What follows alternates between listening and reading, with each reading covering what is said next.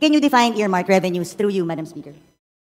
Earmarked revenues, Madam Speaker, are identified revenues required by law to be used for designated activities, benefits, or purposes which can be either classified as use of income or special account in the general fund or SAGF. Nung pong nag-interpolate tayo, sinabi po sa akin that the cash isn't available, the cash is being used. Madam Speaker, Madam Sponsor, tama po ba na pwedeng gamitin ang earmarked revenues ng national government wherever it pleases? Yun ang practice po ng natin. But let me explain. Madam Speaker, yung tanong ko po, hindi kung practice siya or hindi. Tama po ba na ginagamit natin ang earmarked revenues for other things other than specified in the law? Madam Speaker, if I may be allowed, Yes. parang po siyang, if I may use a comparison, parang pong kung tayo po ay nagde-deposito sa isang bangko, nagdeposito tayo ng 100 piso, iniwan natin sa bangko yung ating 100 pesos. Habang hindi natin kailangan yung 100 pesos na yan, ini-invest ng bangko yung 100 pesos na yan. But at any point in time that we demand 100 pesos plus the interest, dapat ibibigay sa atin ng bangko yung pera natin. At any point in time that we want it, it must be available. So ganun po ang konsepto ng earmarked revenues. Congress earmarks a certain portion, kinokolekta ng ahensya ang revenue, dinedeposito sa treasurer, habang hindi ginagamit ang cash, gagamitin muna ang cash sa pagpapatakbo ng buong government kasi po ang pangongolekta ng buwis hindi naman po January 1. Meron na tayong buwis. Paano natin babayaran ang sweldo ng ating mga page, ang sweldo ng mga government employees? Wala po tayong ibabayad sa inyo na sweldo kung hindi natin gagamitin ang cash na yan. Pero at any point in time that an agency demands those earmarked revenues, the Treasury must be able to make those funds available. Ganyan po ang ibig sabihin ng earmarked revenues. Madam Speaker, saan po nakasulat na ganun ang ibig sabihin ng earmarked revenues na pwede siyang gamitin pag hindi ginagamit pa? Kasi malinaw naman po, earmarked accounts and funds are not, the legal basis of an earmarked revenue could be a law, a presidential decree, or international agreement. Bawat earmarked revenue may batas. At walang blanket authority doon na sinasabing pwede mo munang gamitin habang hindi ginagamit ng agency. Gusto ko lang po makahanap ng legal basis mula umpisa. Asan po ang legal basis na sinasabing pwedeng gamitin ang pondo na in-earmark natin for another thing kasi yung cash naman hindi pa ginagamit ng ahensya. So hiramin ko muna. Paano kung hindi ko na maibalik? Paano kung hindi na tayo makautang? Hindi po ba pag regular ka na tao, ginamit mo ang pera na hindi para doon? Qualified theft na to. O kaya pwedeng technical malversation of funds if you use it for another thing. Ang tawag po doon sa libro ay Book of Accounts. So may Book of Accounts at nandun naman po maliwanag ang balanse. So at any point in time na kung na-question... Madam Speaker, ulitin ko, ano pong batas ang nagsasabi na pwedeng gamitin pangsamantala ang earmarked revenue? So hindi po ginagamit ang revenue. Maliwanag po yun. Yung pera, Madam Speaker. Saan po sinasabing batas na yung cash na nakolekta ng isang collecting agency para sa isang bagay na naka-earmark? Kaya po tayo nagpasa ng batas sa Kongreso. Gusto ko itong SUF para lamang sa free wifi.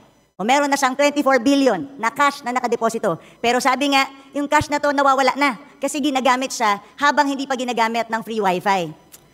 Hindi ko po talaga masettle sa utak ko kung paano pwedeng, yun lang naman tinatanong ko, ano po bang batas ang nagsasabi, yung cash na para sa free wifi, pwede munang hiramin ng national government para gastusin sa ibang bagay nang hindi nagpapaalam sa tamang or walang proper documentation.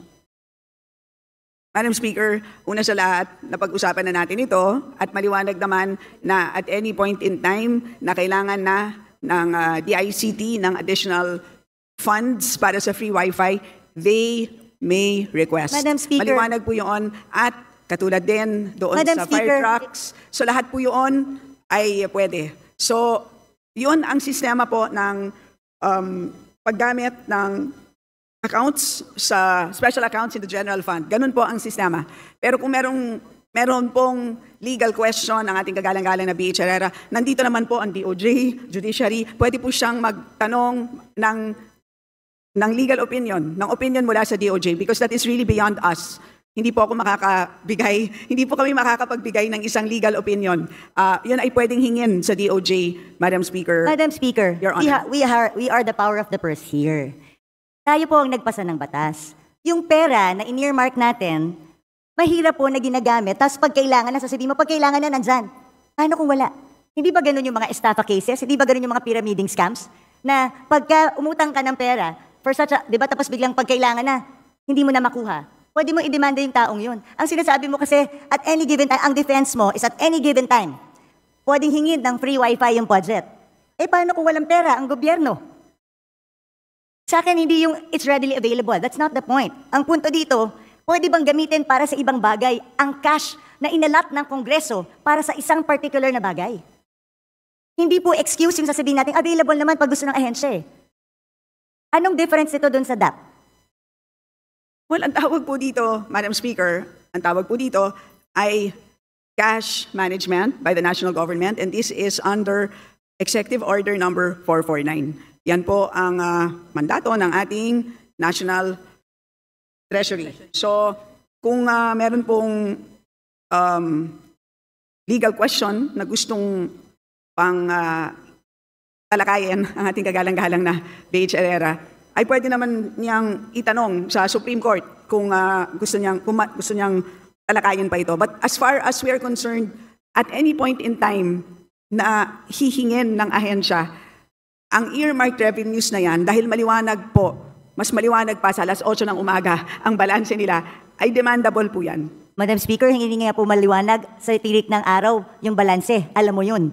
Hindi maliwanag kung magkano ang balanse ng mga earmarked revenues dahil natatraffic sa Bureau of Treasury. You and I both know that. Natatraffic ang kanilang balanse sa Bureau of Treasury because nagagamit ang pera tapos naghihintay ngayon ng balancing or reconciliation. Madam Speaker, this is not a legal question. It is also a management of cash question dahil at the end of the day, nangungutang nga tayo dahil kulang yung pera natin eh. So paano kung biglang may magandang programa ang isang departamento? Can we assure them that there's cash? So bigla tayong we earmark this in-earmark natin ito sa bawat use niya. Kasi gusto nating i-make sure that the money is there at lagi siyang pwedeng gamitin. Tandaan natin, if yung humihiram ng pera ang may control kung anong ibibigay niya, then magdadamot ako ngayon sa pagbibigay kasi ginagamit ko eh. So they have the control eh. If you have the control, di ba? Kunwari ikaw ang may control ng pera, kung ano ang pwede mong gamitin at hindi. Tapos may humihinging ahensya sa'yo. Kung ginagamit mo yung pera, hindi ka magiging generous sa ahensya ibigay kahit mayroon silang tamang programa. Kasi you're making use of the cash available. Maganda lahat yan, Madam Speaker. But again, ang end balance halimbawa as of June 30, 728.785 billion pesos. So malaking amount of funds. Isipin na lang po natin kung lahat po ito ay binagsak natin ngayon, lahat sa mga ahensya, sa totoo lang po, mabibilaukan silang lahat. Hindi nila kayang ma-absorb lahat ito. So may ganun din na problema. So that is actually part of the mandate of our National Treasury, part of the mandate of the DBM. Kailangan nilang i-manage yan. So they cannot just flood all of these agencies with cash. So yun po, that's how we understand the cash management mandate of these agencies, Madam Speaker. Madam Speaker, cash management does not mean gagastusin mo yung pera pag hindi ginagamit. There's a difference, Madam Speaker. I never said na i-flood natin ng agencies. I'm just simply saying you cannot use the money that's particularly earmarked for a certain project na sinaad natin sa batas. Pero again, I did not say na i-flood natin sila. But I'm saying, tama po ba na ginagamit natin yung pera na sinet aside ng isang batas na hindi pwedeng gamitin? Malinaw po ang batas. Bawat section, andito po yan, makapal po yan eh. Ilan ang earmarked revenues natin? Nakaspecify doon, nandun lang siya pwedeng gamitin. So Very again, specific. Alam ko po yung sinasabi niyong one fund concept. Do you know the history of one fund concept when it started, Madam Speaker, Madam Sponsor? what is the question? Yung one fund concept, because yan po yung sanina sinasabi niyo na ito yung cash management, may one fund concept, na yun ang sinasabi ng DOF na doon ginagamit. Kaya balikan natin yung history ng one fund concept. Ano ba ang pinanggalingan ng one fund concept, Madam Speaker, Madam Sponsor? Please enlighten the body, Madam Speaker. Galing po yun sa Presidential Decree 17, Presidential Decree pa yon during the time of President Marcos, na lahat ng dormant accounts, yung mga off-budget accounts, yung mga lying around funds, yun ang pinagsama-sama. Wala po dong nakasulat any mention of earmarked revenues. At since 1977 pa po yung Presidential Decree na yun. Hindi pa po na-amend or napalitan ng panibago. Ang sa akin naman, gusto ko lang ilagay sa tama. Pwede naman nating lagyan sa special provision kung talagang gustong gamitin itong pondo na to. Pero ang tanong ko, hindi ba dapat natin malaman sa Kongreso kung saan, kailan hiniram yung 700 billion? Kunwari may 700 billion, anong portion ng 700 billion ang hiniram?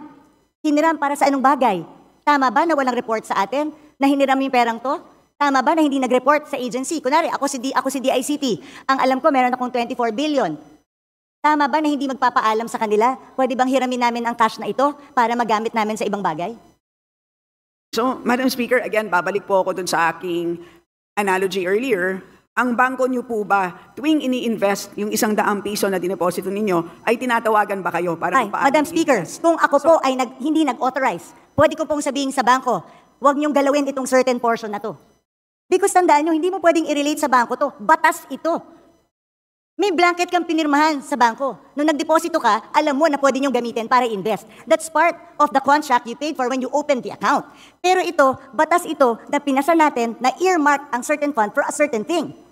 Wala tayong authority na binigay doon sa ating batas o habang may cash, habang hindi ginagamit, pwede niyong gamitin, national government, kung saan niyo gusto. Pag kinapos tayo, gamitin niyo na. O basta siguraduhin niyo, pagkakailangan ko na, ibalik niyo sa akin. But again, Madam Speaker, what is important is the balance. Paglilinaw lang po kung ano ang balanse ng bawat fund ay intact na intact po yan. Napakahuhusay po ng ating mga empleyado sa ating treasury. Complete po yan. So lahat po ng mga dinadagdag po dyan, lahat ng binabawas, intact po ang balances. Nagkaka-issue lang po because we have a ceiling at every point in time. Today, ang hinaharap natin na ceiling is 6.352 trillion pesos. Can you imagine, kung pinasok po natin itong 728 billion, mauubos yung 6.3 ng 728 billion ng in-earmark ng Kongreso. So paano po yung mga programa na gustong ipatupad ng ating national government?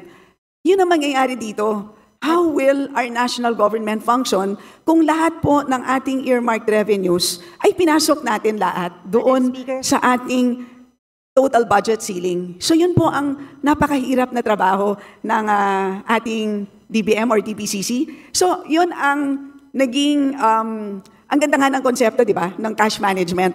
So that's what it is. So in other words, when you deposit money sa bangko, the exact 100 pesos, serial number 0001, hindi naman yun yung the exact bill na isasoli sa'yo once you make a withdrawal.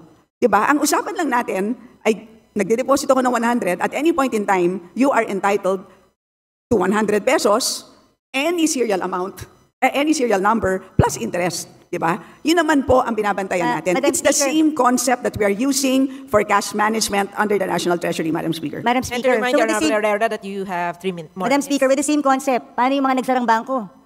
Dahil ginamit nila yung pera eh. Nag-overuse sila ng pera ng diniposito ko eh. So nung nag-withdraw ko, hindi na mabalik sa akin dahil nagsarado yung bangko eh.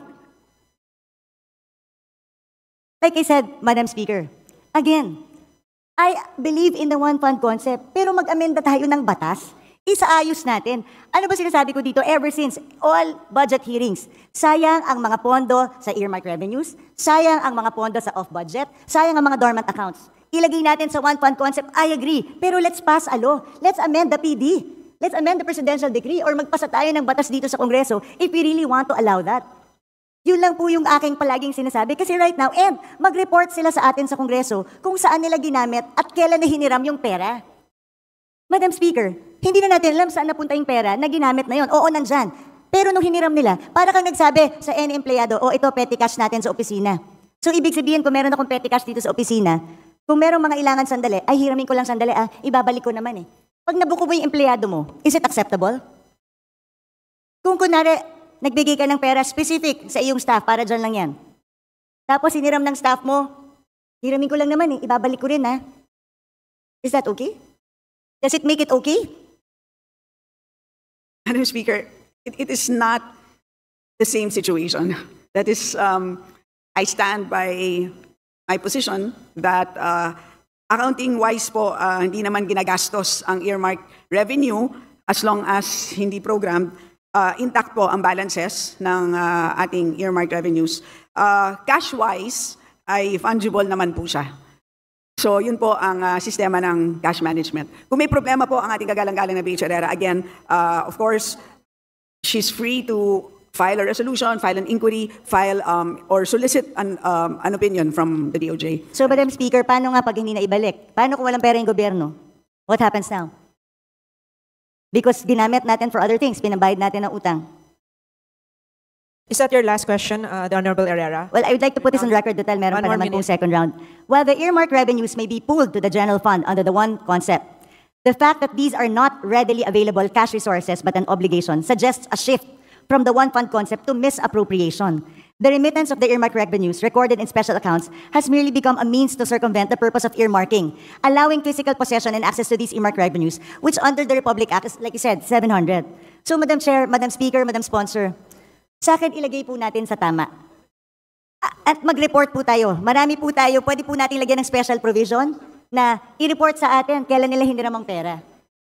Because hindi ko po talaga matanggap na pwedeng gamitin po yung pera na in-earmark natin for a specific thing, kahit ba hinihiram lang ito sandali. Like I said, hindi ba to parang DAP that was declared unconstitutional by the Supreme Court?